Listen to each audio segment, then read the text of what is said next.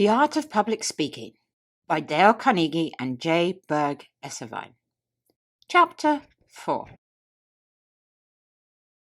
Chapter 4.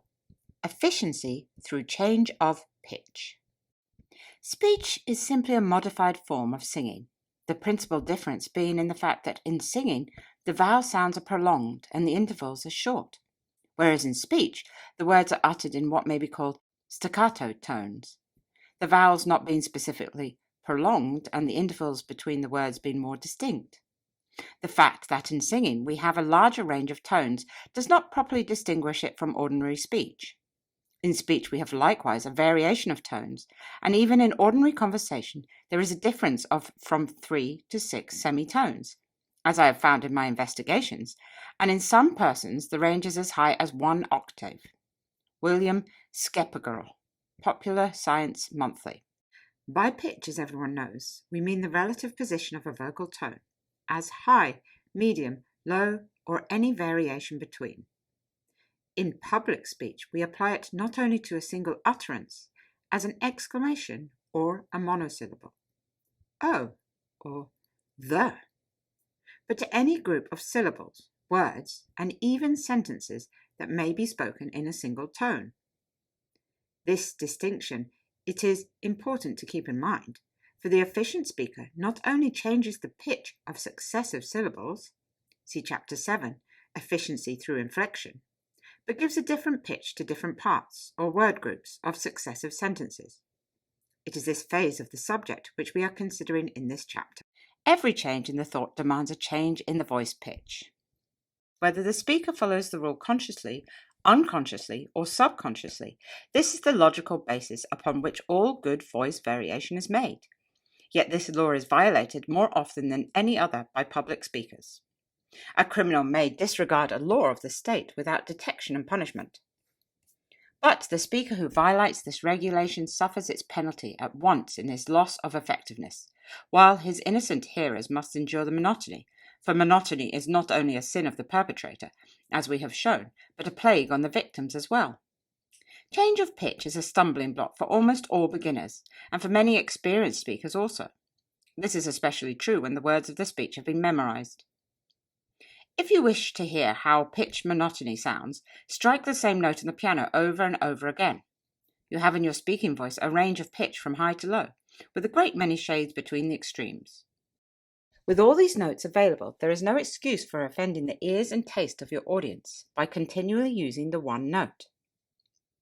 True, the reiteration of the same tone in music, as in pedal point on an organ composition, may be made the foundation of beauty, for the harmony weaving about that one basic tone produces a consistent, insistent quality not felt in pure variety of chord sequences.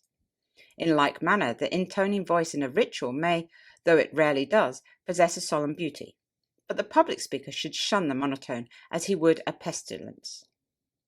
Continual change of pitch is nature's highest method. In our search for the principles of efficiency, we must continually go back to nature. Listen, really listen to the birds sing. Which of these feathered tribes are most pleasing in their vocal efforts? Those whose voices, though sweet, have little or no range, or those that, like the canary, the lark, and the nightingale, not only possess a considerable range, but utter their notes in continual variety of combinations? Even a sweet-toned chirp, when reiterated without change, may grow maddening to the enforced listener. The little child seldom speaks in a monotonous pitch. Observe the conversations of little folk that you hear on the street or in the home, and note the continual changes of pitch. The unconscious speech of most adults is likewise full of pleasing variations. Imagine someone speaking the following, and consider if the effect would not be just about as indicated. Remember, we are not now discussing the inflection of single words, but the general pitch in which phrases are spoken. High pitch. I'd like to leave for my vacation tomorrow. Lower. Still, I have so much to do. Higher. Yet I suppose if I wait until I have time, I'll never go. Repeat this, first in the pitches indicated, and then all in the one pitch, as many speakers would. Observe the difference in naturalness of effect. The following exercise should be spoken in a purely conversational tone, with numerous changes of pitch. Practice it until your delivery would cause a stranger in the next room to think you were discussing an actual incident with a friend, instead of delivering a memorized monologue. If you are in doubt about the effect you have secured, repeat it to a friend and ask him if it sounds like memorized words. If it does, it is wrong. A similar case. Jack, I hear you've gone and done it. Yes, I know, most fellows will. Went and tried it once myself, sir, though you see I'm single still. And you met her, did you tell me? Down at Newport last July, and resolved to ask the question. At a soiree. So did I. I suppose you left the ballroom with its music and its light, for they say love's flame is brightest in the darkness of the night. Well, you walked along together, overhead the starlit sky, and I'll bet, old man, confess it, you were frightened. So was I. So you strolled along the terrace, saw the summer moonlight pour all its radiance on the waters as they rippled on the shore, till at length you gathered courage when you saw that none was nigh. Did you draw her close and tell her that you loved her? So did I. Well, I needn't ask you further, and I'm sure I wish you joy. Think I'll wander down and see you when you're married, eh, my boy? When the honeymoon is over and you're settled down, we'll try. What? The deuce, you say? Rejected? You rejected? So was I. Anonymous. The necessity for changing pitch is so self-evident that it should be grasped and applied immediately. However, it requires patient drill to free yourself from monotony of pitch. In natural conversation, you think of an idea first and then find words to express it. In memorized speeches, you are liable to speak the words and then think what they mean, and many speakers seem to trouble very little about that. Is it any wonder that reversing the process should reverse the result? Get back to nature in your methods of expression. Read the following selection in a nonchalant manner, never pausing to think about what the words really mean. Try it again, carefully studying the thought you have assimilated.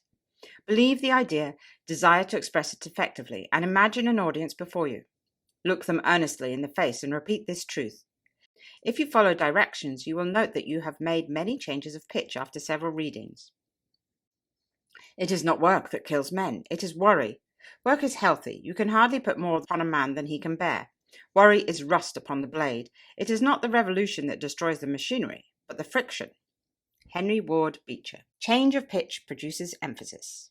This is a highly important statement. Variety in pitch maintains the hearer's interest, but one of the surest ways to compel attention, to secure unusual emphasis, is to change the pitch of your voice suddenly and in a marked degree. A great contrast always arouses attention. White shows whiter against black. A cannon roars louder in the Sahara silence than in the Chicago hurly-burly. These are simple illustrations of the power of contrast. What is Congress going to do next? I do not know. High pitch, low pitch. By sudden change of pitch during a sermon, Dr. Newell Dwight Hillis recently achieved great emphasis and suggested the gravity of the question he had raised. The foregoing order of pitch change might be reversed with equally good effect, though with a slight change in seriousness.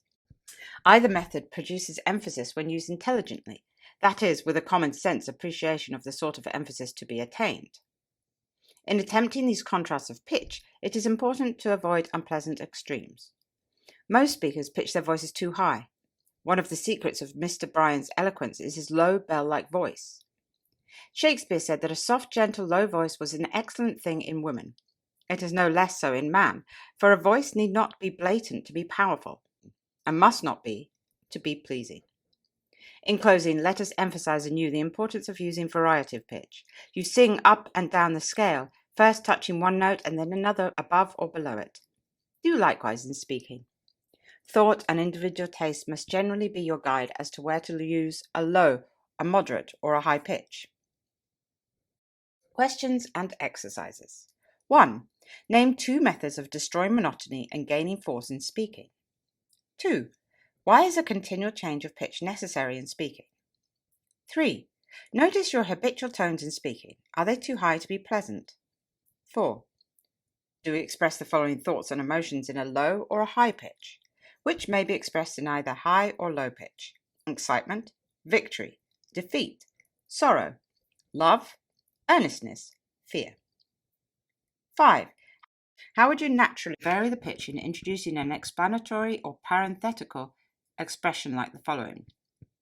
He started, that is, he made preparations to start, on September 3rd. 6. Speak the following lines with as marked variations in pitch as your interpretation of the sense may dictate. Try each line in 2 different ways. Which, in each instant, is the more effective, and why? What have I to gain from you? Nothing. To engage our nation in such a compact would be an infamy. Note, in the foregoing sentence, experiment as to where the change in pitch would better be made. Once the flowers distilled their fragrance here, but now see the devastations of war. He had reckoned without one prime factor, his conscience. 7. Make a diagram of a conversation you have heard, showing where high and low pitches were used. Were these changes in pitch advisable? Why or why not? 8. Read the selections on page 34, 35, 36, 37, and 38, paying careful attention to the changes in pitch. Reread, substituting low pitch for high and vice versa. Selections for practice. Note, in the following selections, these passages that may be best delivered in a moderate pitch are printed in the ordinary Roman type. These which may be rendered in a high pitch do not make the mistakes of raising the voice too high, are printed in italics. These arrangements, however, are merely suggestive. We could not make it strong enough that you must use your own judgment in interpreting a selection. Before doing so, however, it is well to practice these passages as they are marked. Yes, all men labour. Rufus Choate and Daniel Webster labour, say the critics. But every man who reads of the labour question knows that it means the movement of the men that earn their living with their hands, that are employed and paid wages, are gathered under roofs of factories, sent out on farms, sent out on ships, gathered on the walls. In popular acceptation, the working class means the men that work with their hands for wages, so many hours a day, employed by great capitalists that work for everybody else. Why do we move for this class? Why, asks the critic. Don't you move for all working men? Because while Daniel Webster gets $40,000 for arguing the Mexican claims, there is no need of anybody's moving for him. Because while Rufus Choate gets $5,000 for making one argument to a jury, there is no need of moving for him or for the men that work with their brains, that do highly disciplined and skilled labour invent and write books. The reason why the labour movement confines itself to a single class is because that class of work does not get paid, does not get protection. Mental labour is adequately paid and more than adequately protected. It can shift its channels. It can vary according to the supply and demand. If a man fails as a minister, why, he becomes a railway conductor. If that doesn't suit him, he goes west and becomes governor of a territory. And if he finds himself incapable of either of these positions, he comes home and gets to be a city editor. He varies his occupation as he pleases, and he doesn't need protection.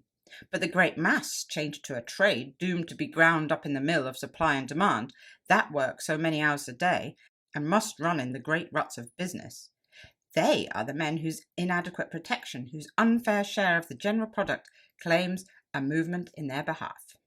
Wendell Phillips. Knowing the price we must pay, the sacrifice we must make, the burdens we must carry, the assaults we must endure, knowing full well the cost. Yet we enlist, and we enlist for the war, for we know the justice of our cause, and we know, too, its certain triumph. Not reluctantly then, but eagerly, not with faint hearts, but strong, do we now advance upon the enemies of the people. For the call that comes to us is the call that came to our fathers, and they responded, so shall we. He hath sounded forth a trumpet that shall never call retreat. He is sifting out the hearts of men before his judgment seat. Oh, be swift our souls to answer him. Be jubilant our feet. Our God is marching on. Albert J. Beveridge. Remember that 2 sentences or 2 parts of the same sentence which contain changes of thought cannot possibly be given effectively in the same key. Let us repeat, every big change of thought requires a big change of pitch. What the beginning student will think of big changes of pitch will be monotonously alike. Learn to speak some thoughts in a very high tone, others in a very, very low tone. Develop range. It is almost impossible to use too much of it. Happy am I that this mission has brought my feet at last to press New England's historical soil, and my eyes to the knowledge of her beauty and her thrift. Here within touch of Plymouth Rock and Bunker Hill, where Webster thundered and Longfellow sang, Emerson thought, and Channing preached, here in the cradle of American letters, and almost of American liberty. I hasten to make the obeisance that every American owes New England when first he stands uncovered in her mighty presence. Strange apparition! This stern and unique figure, carved from the ocean and the wilderness, its majesty kindling and growing amid the storms of winter and of wars, until at last the gloom was broken, its beauty disclosed in the sunshine, and the heroic workers rested at its base. While startled kings and emperors gazed and marvelled that from the rude touch of this handful cast on a bleak and unknown shore should have come the embodied genius of human government, and the perfected model of human liberty. God bless the memory of those immortal workers, and prosper the fortunes of their living sons, and perpetuate the inspiration of their handiwork. Far to the south, Mr. President, separated from this section by a line, once defined in impressible difference, once traced in fratricidal blood, and now, thank God, but a vanishing shadow, lies the fairest and richest domain of this earth. It is the home of a brave and hospitable people. There is centred all that can please or prosper humankind. A perfect climate above a fertile soil yields to the husbandman every product of the temperate zone. There by night the cotton whitens beneath the stars, and by day the wheat locks the sunshine in its bearded sheaf. In the same field the clover steals the fragrance of the wind, and tobacco catches the quick aroma of the rains. There are mountains stored with exhaustless treasures, forests vast and primeval, and rivers that, tumbling or loitering, run wanton to the sea. Of the three essential items in all industries, cotton, iron, and wool, that region has easy control. In cotton, a fixed monopoly. In iron, proven supremacy. In timber, the reserve supply of the Republic. From this assured and permanent advantage, against which artificial conditions cannot much longer prevail, has grown an amazing system of industries. Not maintained by human contrivance of tariff or capital, are far off from the fullest and cheapest source of supply, but resting in divine assurance, within touch of field and mine and forest, not set amid costly farms from which competition has driven the farmer in despair, but amid cheap and sunny lands, rich with agriculture, to which neither season nor soil has set a limit. This system of industries is mounting to a splendour that shall dazzle and illuminate the world. That, sir, is the picture and the promise of my home, a land better and fairer than I have told you, and yet but fit setting in its material excellence for the loyal and gentle quality of its citizenship. This hour little needs the loyalty that is loyal to one section, and yet holds the other in enduring suspicion and estrangement. Give us the broad and perfect loyalty that loves and trusts Georgia alike with Massachusetts, that knows no south, no north, no east, no west, but endears with equal and patriotic love every foot of our soil, every state of our union. A mighty duty, sir, and a mighty inspiration impels every one of us tonight to lose in patriotic consecration whatever estranges, whatever divides. We, sir, are Americans, and we stand for human liberty. The uplifting force of the American idea is under every throne on earth. France, Brazil, these are our victories to redeem the earth from kingcraft and oppression. This is our mission, and we shall not fail. God has sown in our soil the seed of his millennial harvest, and he will not lay the sickle to the ripening crop until his full and perfect day has come. Our history, sir, has been a constant and expanding miracle, from Plymouth Rock and Jamestown all the way, aye, even from the hour when the voiceless and traceless ocean a new world rose to the sight of the inspired sailor. All the way, aye, even from the hour when the voiceless and traceless ocean a new world rose to the sight of the inspired sailor. As we approach the 4th centennial of that stupendous day, when the old world will come to marvel and to learn amid our gathered treasures, let us resolve to crown the miracles of our past with the spectacle of a republic, compact, united, indissoluble in the bonds of love, loving from the lakes to the gulf, the wounds of war healed in every heart as on every hill, serene and resplendent at the summit of human achievement and earthly glory. blazing out the path and making clear the way up which all the nations of the earth must come in God's appointed time. Henry W. Grady, The Race Problem. I would call him Napoleon, but Napoleon made his way to empire over broken oaths and through a sea of blood. This man never broke his word. No retaliation was his great motto and the rule of his life. And the last words uttered to his son in France were these: "My boy, you will one day go back to Santo Domingo. Forget that France murdered your father." I would call him Cromwell, but Cromwell was only a soldier, and the state he founded went down with him into his grave. I would call him Washington, but the great Virginian held slaves. This man risked his empire rather than permit the slave trade in the humblest village of his dominions. You think me a fanatic tonight, for you read history, not with your eyes, but with your prejudices. But 50 years hence, when truth gets a hearing, the muse of history will put Phocion for the Greek and Brutus for the Romans, Hampden for England, Lafayette for France. Choose Washington as the bright, consummate flower of our earlier civilization, and John Brown the ripe fruit of our noonday.